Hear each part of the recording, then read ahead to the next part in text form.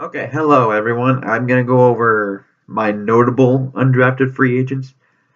The Vikings had 17 of them. If I don't say a guy that you guys want me to go over, please comment down below and I will do a video about them. But I have my little top 5 list here of what I think are notable, so keep that in mind. My first one is Holton Hill. I do think he struggled getting off blocks of the receivers, but he really doesn't hesitate to come up and try to hit someone though, which is a very good thing. And he does keep his back pedal low, and for his height, that is a major plus, given that I've seen him listed at both 6'2 and 6'3, and he doesn't waste a lot of movement in his back pedal, and that really helps with him turn and go pretty much. He is very physical with the receivers at the start of the route, and I think he's a much better man press corner than he is a off zone kind of corner.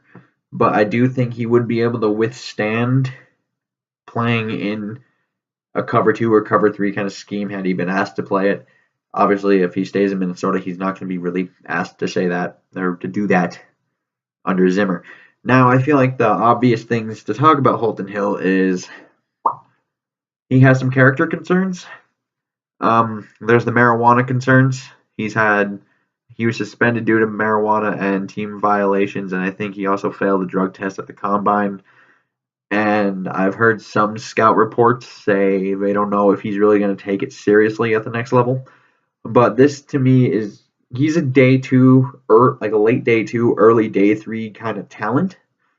He's kind of like a late 3rd, early 4th round kind of guy to me, and just the talent. But he was able to drop all the way to the undrafteds, obviously, throughout all of this, just because of those issues. Now, we do have guys here, like it's a little weird that he chose Minnesota to go to, given that he could choose where he wanted to go, and he chose a team that was stacked at corner. We already took one in the first round in Mike Hughes. We picked up Trey Wayne's option. Rhodes is there. We obviously re-signed Newman. So there are bodies there. But moving on to my second guy here, I have Hercules Mata'afa out of Washington State. Now he's like 6'1", 6'2", about 250 to 255 pounds.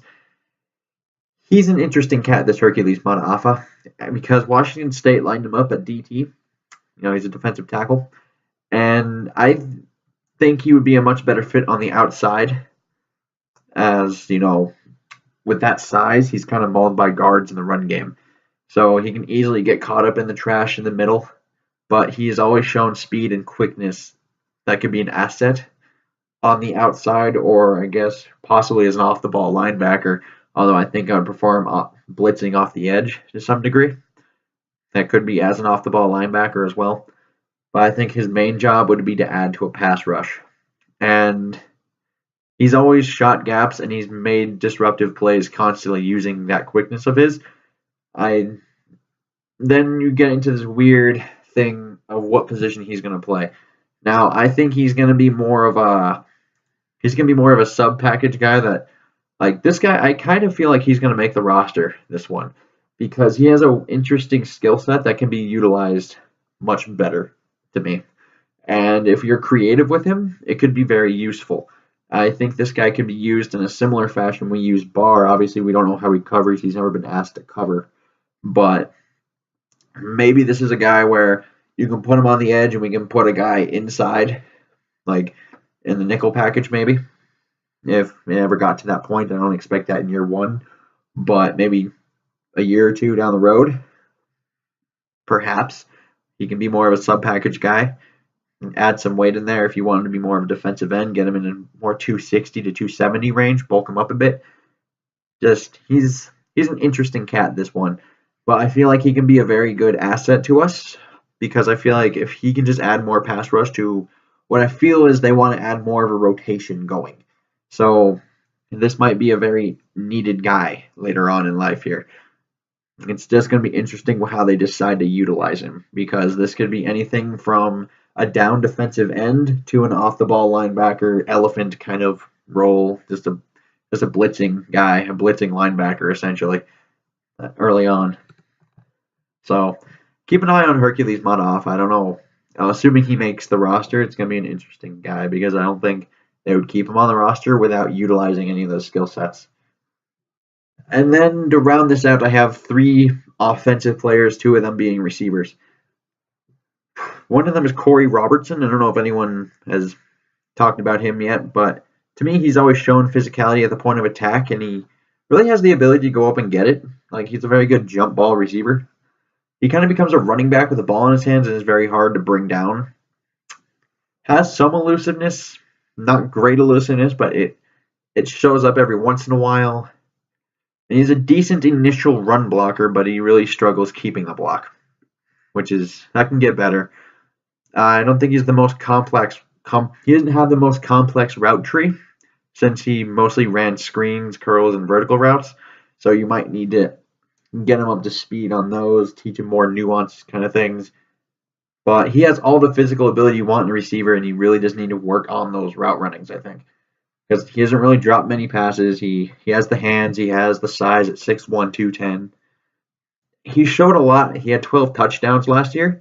And I really think, to me, like, he has a build of kind of like a similar mold of receiver of Brandon Marshall back when he was, not washed up.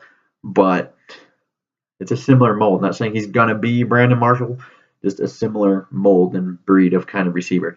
Obviously, he's smaller, but the skill set is similar to me. And then we have Jake Wieneke out of South Dakota State. He is 6'4" and 215 pounds, and I think he's a very good route runner, and he's able to contort his body to make very, very difficult catches. And he really does catch a lot. Like, it seems like he catches everything thrown his way, and he's really not elusive at all. He's not a catch and go kind of guy. He's more of this possession receiver where you're going to have mostly he's just going to catch the ball in traffic and he's going to make sure he gets it, but he's probably not going to break a tackle and run 60 yards. So he's a possession guy.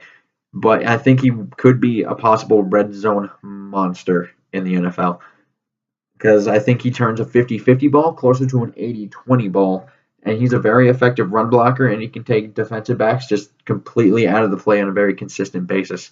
Now, one of the knocks on him is he is not the best athlete in the world, as you don't see much agility, you don't see much speed when you watch him, and that translates to the combine, especially with the speed being a 4.67 40.